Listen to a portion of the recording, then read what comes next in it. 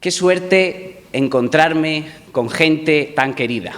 Veo por aquí a buenos amigos, aparte de la familia del Inmaculado Corazón de María, que me acompañan cada tarde en el rezo del Santo Rosario a la Virgen. Personas no solo de Madrid, sino de otras partes de España y del mundo. Me siento como aquel novillero que va a proceder a lidiar después de haber presenciado los muletazos firmes de un torero consolidado y los lances a caballo de un rejoneador. Como esas corridas mixtas que se celebran ahora en algunos pueblos, solo que tengo la suerte de debutar en un lugar tan insigne y bonito como es el Casino Militar de Madrid, y de hacerlo acompañado por una revelación para mí, el teniente coronel Vendala, y del doctor Alberto Bárcena, una persona a la que admiro desde que tenía 14 o 15 años. ¿Cuántas tardes, desde hace 13 años, en las que mi hermano y yo nos pasábamos horas escuchando sus conferencias en YouTube sobre la infiltración masónica en la Iglesia y en la política? ¿Verdad, Juan Modesto? Bueno, entro en faena, pero permitidme antes una pequeña anécdota.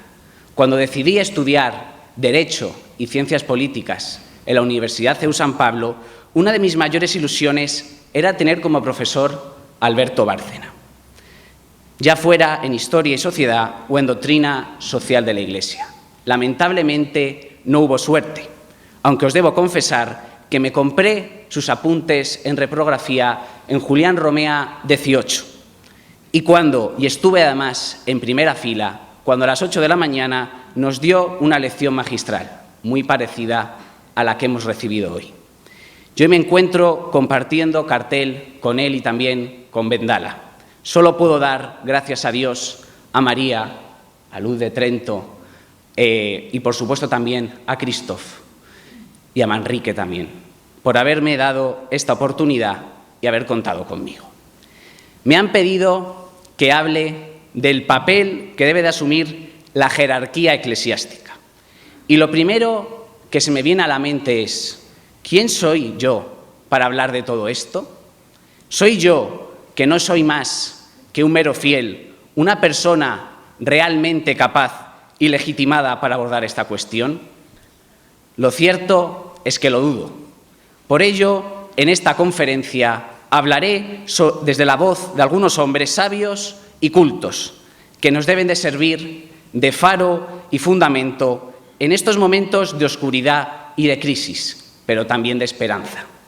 Entre todos ellos tengo que mencionar a uno, a mi mayor referente, a mi amigo y maestro, aquel que me acompañó desde el 2016 hasta hace apenas unos meses que partió de este mundo. Hablo de Dalmacio Negro, don Dalmacio, el pensador político más importante de la última generación de gigantes que ha dado nuestra patria y cuya presencia ahora mismo concibo en este lugar, la percibo. Lo primero que debemos preguntarnos es lo siguiente: ¿qué tiempo histórico nos está tocando vivir? ¿Cuál es nuestro Zeitgeist? Solo así podremos dar respuesta al papel que necesitamos de nuestros sacerdotes, obispos y la curia romana. En este sentido, Karl Jaspers, en 1949, apuntó que estamos ante un nuevo tiempo eje, un mundo nuevo que apenas podemos vislumbrar en algunos destellos, pero cuyo impacto se hace sentir con fuerza. Una nueva época técnico-científica en la que la humanidad, como un crisol ardiente, se halla hoy en estado de fusión. Y en medio de ese fuego, Europa parece haberse empezado a consumir a sí misma. Benedicto XVI lo advirtió con claridad: Occidente siente un odio por sí mismo, que es extraño y que solo puede considerarse como algo patológico. Sí, Europa, y con ella toda nuestra civilización, está enferma. Es mucho más que una simple decadencia. No nos referimos a una crisis política, económica o social, como quieren hacernos creer tanto los unos como los otros. Estamos ante un autorrepudio civilizacional y a un rechazo a nuestras raíces más profundas, ante una situación límite o la postrimería de nuestro tiempo. La causa fundante sobre la que recaen todas estas enfermedades de la comunidad política es la pérdida de la fe y la crisis de la Iglesia.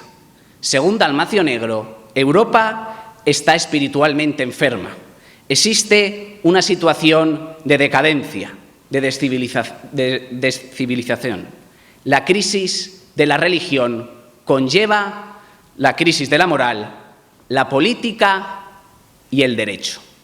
Se ha olvidado, y esto es fundamental, la máxima más importante que todo pueblo debe de tener y que nos dio el romano Plutarco, que dijo así: es cosa más fácil fundar una ciudad en el aire que construir una ciudad sin la creencia de los dioses. Este es, sin duda, el mayor problema al que nos enfrentamos los cristianos en Occidente. Tal y como dice el profesor Elio Gallego, por primera vez existe, y conviene insistir en esto, una clase dirigente ilustrada que ha optado por conducirnos hacia el momento culminante de lo que bien puede calificarse como gran experimento. Un gran experimento consistente en la edificación de un mundo como si Dios no existiese. Es el cumplimiento efectivo de lo que profetizó Nietzsche en Así habló Zaratustra. Dios ha muerto y nosotros lo hemos matado. Y no solo Nietzsche. Muchos pensadores han puesto nombre a esta sociedad impía e irreligiosa. Respecto a este tiempo de vacío y exilio espiritual, encontramos a von Balthasar, que habló del ocultamiento de Dios, a Weber, que habló del desencantamiento del mundo, a Heidegger, que dijo la huida de los dioses, y Ratzinger, que habló del largo sábado santo, ese intervalo angustioso entre la muerte de Cristo y su resurrección, donde parece que Dios calla. Se ha olvidado una verdad antropológica fundamental. El ser humano, más que un animal político, es un homo religiosus, un hombre religioso. Todo hombre trasciende de sí mismo, busca respuestas, intuye, aunque sea confusamente, que hay algo que le precede, que lo sostiene, que lo llama. Esta sed de trascendencia está inscrita en el corazón humano, incluso en el lenguaje simbólico de los cuentos infantiles se transmite. Así, en la película de Disney, Hércules, el joven le confiesa a sus padres adoptivos: a veces siento que no pertenezco a este lugar, como si debiera estar en otra parte. Claro, nuestro reino no es de este mundo. Ahora bien, esta crisis religiosa no nació hace unas décadas, ni siquiera hace un siglo, ni tampoco dos. Se trata de un proceso largo, confuso y no siempre lineal. Podríamos remontar su arranque al arrianismo, al nominalismo de Occam o qué sé yo. Sin embargo, existe un punto de quiebra radical que pervive hasta nuestros días. Me refiero a la ruptura, que no reforma, protestante, a la destrucción de la cristiandad para dar lugar a una nueva teología política que terminó por socavar los cimientos católicos que habían establecido un gobierno limitado, sometido al derecho natural y a la ley de Dios. Como indica Dalmacio Negro, lo político nació de lo sagrado y se ha desplegado a través de distintas formas políticas naturales y orgánicas: la ciudad, el reino y el imperio. Sin embargo, en el siglo XVI se configuró una realidad nueva y diferente al resto: el Estado. La primera forma política artificial que, con el pretexto de las mal llamadas guerras de religión, se erigió para crear un artefacto capaz de neutralizar todo conflicto.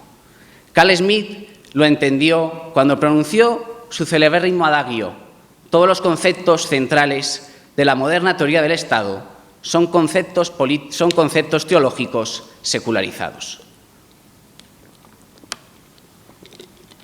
En este sentido, la plenitud o potestatis papal, la doctrina según la cual el obispo de Roma ejerce un primado monárquico y jurisdiccional sobre el resto de iglesias, como depositario de las llaves concedidas por Cristo a San Pedro, fue desplazada por un nuevo principio, la soberanía estatal. Bodino y Hobbes configuraron una nueva concepción del poder. La teología política medieval, por el contrario, se resumía en una máxima pauliana: no hay poder a no ser por Dios. El Señor, como Creador supremo, entregaba el poder al pueblo y éste lo entregaba en fideicomiso al rey, quien quedaba encargado de dirigir la comunidad política. Sin embargo, este poder no era absoluto, estaba limitado por los poderes intermedios, por una aristocracia de la cual el rey era simplemente un primus inter pares, el primero entre iguales, por la ley natural y, en última instancia, por el propio pueblo, que conservaba el derecho de resistencia contra el tirano. Con la aparición del Estado, todo esto cambia. Desde entonces, el nuevo soberano dejará de ser Dios y primero fue reemplazado por el monarca absoluto, como formuló Hobbes en el Leviatán, y más tarde por la voluntad popular, tal y como la describió Rousseau. La soberanía tendrá como objetivo subvertir la religión tradicional. Spinoza fue tajante. Los que tienen el poder soberano, los nuevos soberanos, son guardianes e intérpretes, no solo del derecho civil, sino también del sagrado, que únicamente tienen ellos el derecho a decidir lo que sea justo o injusto, lo que sea o no conforme a la piedad. En ambos casos, y esto es lo fundamental, Dios es desplazado del centro del orden político y progresivamente también lo hará de la esfera pública. La ley eterna y la ley de Dios ceden su lugar a los deseos del soberano. Será el monarca, o hoy en día las cámaras legislativas, quienes determinen lo justo y lo injusto. El bien y la verdad ya no serán categorías objetivas, sino lo que el legislador de turno decida, según su voluntad, sus intereses o capricho.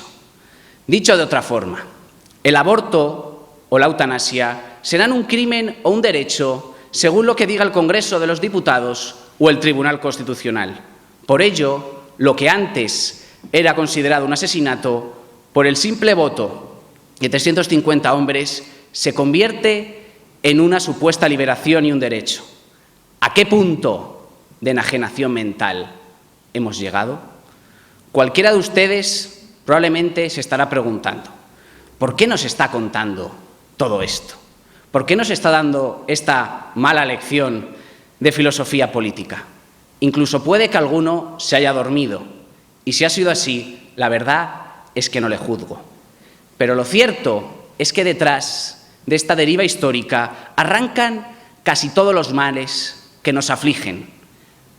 Sin entender esto, no podremos avanzar ni entender con claridad el papel que está llamada a desempeñar hoy la jerarquía eclesiástica. Como bien nos advierte el refranero popular: de aquellos barros, estos lodos. En realidad, y esto es algo de lo que no podemos dejar de insistir, en el trasfondo de todo este proceso nos encontramos con el fenómeno que ha cambiado el devenir de nuestra historia: la pérdida de la autoritas de la Iglesia, que ha sido absorbida, neutralizada y reemplazada por el Estado. En este sentido, el historiador belga Guy Piguet describió la historia de Europa hasta el siglo XVI como la historia de la Iglesia y de la religión. En cambio, añadirá Dalmacio Negro, la historia moderna y contemporánea podría resumirse como la del Estado mecanicista contra la Iglesia.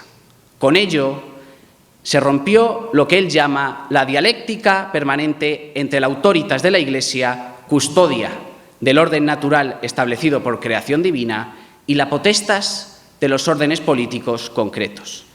Ahora bien, ¿a qué nos referimos cuando hablamos de autoritas y de potestas? El gran romanista Álvaro d'Ors las define con precisión: La autoritas es la verdad socialmente reconocida, mientras que la potestas es la voluntad de poder socialmente reconocida, es decir, el poder que ejecuta, el gobernante. La autoritas responde, guía, informa y aconseja a la potestas. En la República Romana, los magistrados detentaban la potestas, mientras que la autoritas residía en el Senado y en el pater familias. Con la venida de Cristo y gracias a la doctrina de los padres y doctores de la Iglesia, esta relación se perfeccionó. El poder temporal conservaba la potestas, pero era la Iglesia quien detentaba la autoritas, garantizando así un gobierno limitado, moralmente ordenado y sometido a la ley natural y divina. La Iglesia fue, y sigue siéndolo, aunque a veces ella misma lo olvide, el depósito y la custodia de la verdad, no una verdad fabricada, opinable o sujeta a consensos oligárquicos o a cambalaches torticeros, sino la verdad con mayúscula, que proviene de Dios mismo y la única que da sentido a la vida humana.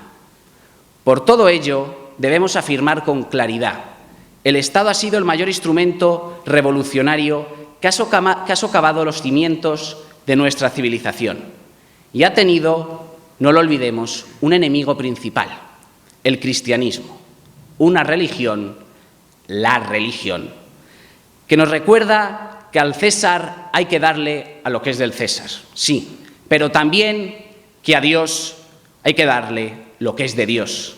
Una fe que nos advierte que no podemos servir a dos señores, o Dios o el mundo, y que proclama con valentía, como hizo San Pablo a los Efesios, que nuestra lucha no es contra enemigos de carne y sangre, sino contra los principados, contra las potestades, contra los dominadores de este mundo tenebroso, contra los espíritus del mal que habitan en las regiones celestes. Desde el siglo XVI, o quizá antes, estamos sumergidos en un proceso revolucionario que ha sido persistente en su propósito: destruir el orden cristiano y sustituirlo por un nuevo orden secularizado, artificial y, en su última etapa, en la que nos encontramos, nihilista. Como bien afirmaba el propio Carlos Marx, y sí, lo estoy citando, todas las revoluciones han tenido un mismo efecto: fortalecer el poder del Estado. Su enemigo por batir ha sido, una y otra vez, la Iglesia. Esto lo digo yo. Lutero destruyó la cristiandad. La Revolución Francesa suprimió los altares, reescribió los mandamientos y reinició el periodo de genocidios por la fe. Nació entonces el modo ideológico de pensar que destruye el sentido común. El siglo XIX prosiguió esta senda secularizante, diluyendo la presencia de Dios en lo público. Ante esto, la jerarquía eclesiástica reaccionó. Pío IX escribió Quanta Cura y el Sílabus para denunciar los errores de su tiempo, que en buena medida siguen siendo nuestros errores. Y León XIII continuó su camino con encíclicas como Immortale Dei, Libertas Praesantassimus y Diutiurnum Illud. La primera mitad del siglo XX fue el tiempo histórico de los primeros totalitarismos, en los que se llevó al límite el culto a los nuevos dioses de barro y Europa se desbordó de sangre de mártires. Unos totalitarismos primitivos que dieron paso, tras la Segunda Guerra Mundial, a una nueva forma de tiranía en la que todavía estamos: el totalitarismo liberal. Un totalitarismo más inteligente, astuto y sutil, y por eso mismo más peligroso. El maligno es consciente que para sus propósitos, que no es otro que condenarnos al fuego eterno, la mejor estrategia no es atacar directamente al cuerpo, como hicieron en las primeras formas totalitarias, sino atacando el alma. Ya no necesita los fusiles. Para sus intereses es más útil disolvernos mediante la sociedad del espectáculo, los derechos de bragueta y promesas vacías. Entretanto, La Revolución de Mayo del 68 rompió con los últimos vínculos de la moral cristiana, destruyendo la familia y consagrando el nihilismo como el nuevo ethos de los pueblos. La libertad dejó de ser orden para convertirse en capricho y la dignidad quedó reducida a una transacción económica. El amor dejó de ser alianza y sacrificio para convertirse en capricho sentimental. Se ha olvidado que amar es darse, no solo sentirse, permanecer, no estremecerse, no solo estremecerse. Las oligarquías avanzan en su proceso de desintegración y destrucción. Ahora pretenden dar un paso más, culminar la figura del superhombre nietzscheano, aunque solo sea al alcance de unos pocos. Mediante el transhumanismo y la nueva revolución tecnológica se busca sociedades desarraigadas, atomizadas y desconectadas. El objetivo no es otro que destruir al pueblo, disolver la comunidad orgánica y crear hombres solitarios, anestesiados y depresivos, cuyo único fin sea producir y consumir mercancías. Un nuevo hombre, un hombre nuevo, sin Dios, sin familia, sin patria y sin hogar, sin ninguno de los resortes que hacen posible una vida fecunda y verdaderamente feliz. San Juan Pablo II lo advirtió con profética claridad. El hombre puede construir un mundo sin Dios, pero ese mundo acabará por volverse contra el hombre.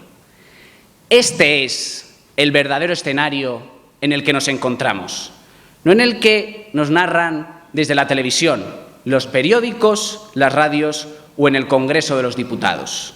Ni el problema es la ultraderecha fascista ni el comunismo bolivariano. Todos ellos no son más que espantajos y falsas disputas, diseñadas para distraernos y evitar que veamos el auténtico drama de nuestro tiempo, la construcción de un mundo sin Dios. Y aunque quizás esto que afirme va a escandalizar a alguno, lo debo de decir y lo afirmo sin titubeos. El PSOE y Pedro Sánchez no son la raíz del mal, son el síntoma de una enfermedad mucho más profunda y letal. Se necesita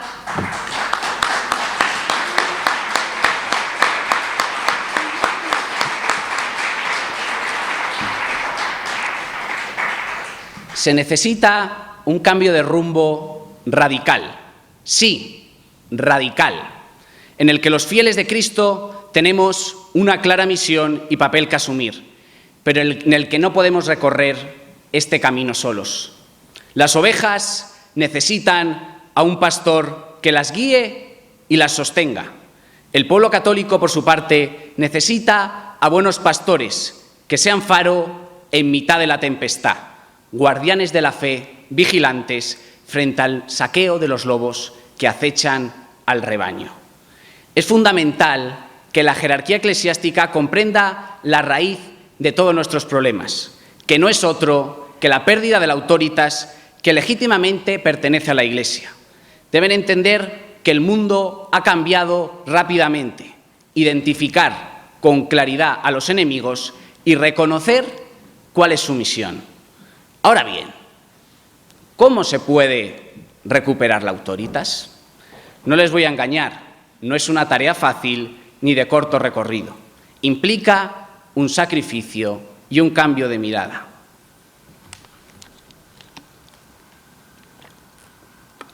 Para empezar, la Iglesia no puede estar sometida al poder político ni estar presa de lo políticamente correcto.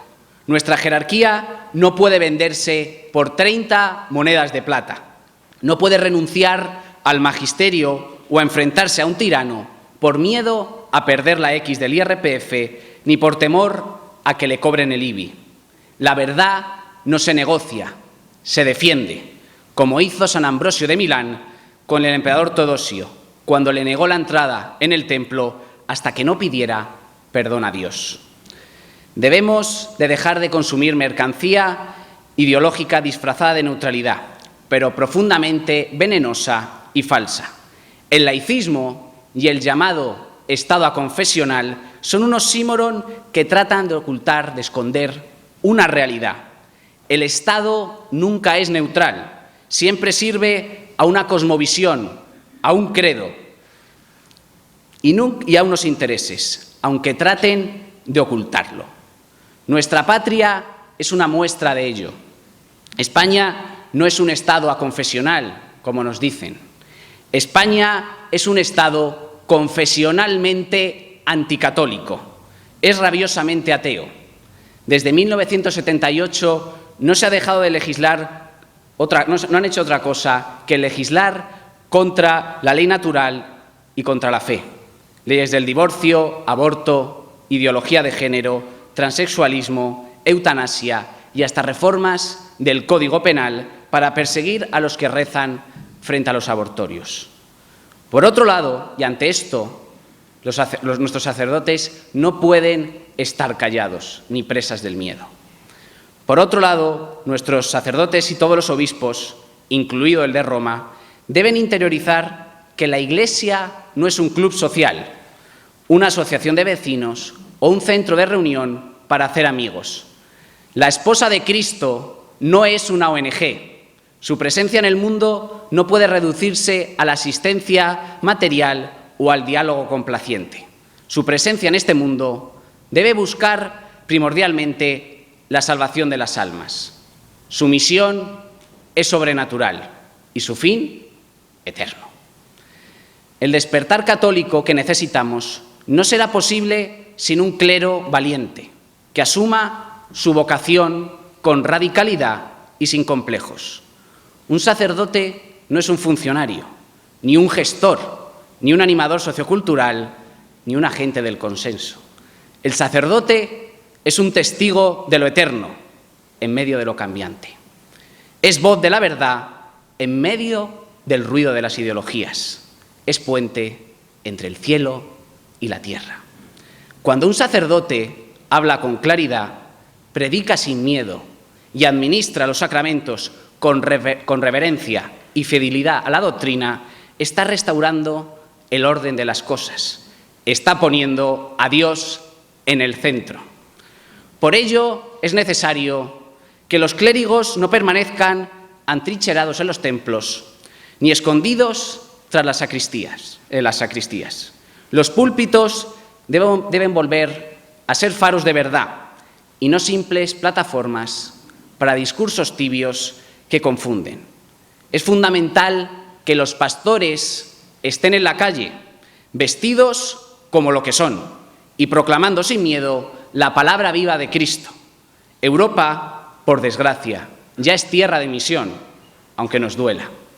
Y el mandato del Señor no ha caducado. Id al mundo y predicad el Evangelio a toda criatura. Es vital ver a nuestros sacerdotes junto a los fieles de Cristo en la batalla espiritual del presente, acompañando en el rezo frente a los abortorios, participando en los rosarios públicos con su presencia y bendición, alzando la voz cuando desde el poder se pretende profanar un templo o derribar una cruz. El silencio hoy no es prudencia, es complicidad. No olvidemos que el pueblo, aunque no siempre lo sepa, tiene hambre de Dios, hambre de verdad, de sentido, de esperanza, hambre de una palabra que no cambie con las modas, de una luz que no se apague con las tinieblas del mundo. Nuestras almas no están hechas para vivir entre la confusión, la mentira y el vacío. Y cuando se le arrebata a Dios, busca ídolos que la esclavicen. Por eso, el papel del sacerdote hoy es absolutamente esencial. Debe anunciar con claridad la verdad revelada, ser voz que no tiembla, de cumplir con su deber sagrado, mostrar el camino de salvación y llamar a la conversión. Todo ello sin pedir permiso al mundo. Algunos me preguntarán, ¿una iglesia adaptada a los tiempos? Por supuesto, pero no adaptada al mundo, sino a la misión que este tiempo exige. Necesitamos de una jerarquía y unos sacerdotes bien formados, que conozcan el catecismo, el derecho canónico y, sobre todo, que amen a Cristo. Hombres capaces de hablar de los verdaderos males que nos asfixian, la crisis del amor, las estructuras de pecado que corrompen la sociedad, la pérdida del horizonte trascendente que da sentido a la vida y el olvido de Dios como principio y fin de toda existencia. Necesitamos, y ya voy terminando, hombres santos a los que seguir, que entiendan que la verdadera misión de la Iglesia es la de ser un contramundo en el mundo, que muestren con la fuerza del testimonio y la verdad del Evangelio que existe una alternativa al secularismo estéril, al relativismo desorientador y al nihilismo que vacía el alma. Urge recuperar la senda apostólica de hablar con autoridad y servir con humildad, sabiendo que no estamos llamados a agradar al mundo, sino a salvarlo en Cristo, dando, si hiciera falta, la sangre del martirio por él. La hora es crítica, pero Dios no abandona a su pueblo y la victoria ya es nuestra, pero nos tenemos que hacer merecedores de ella. Hoy, como siempre, la santidad es la respuesta. Muchísimas gracias.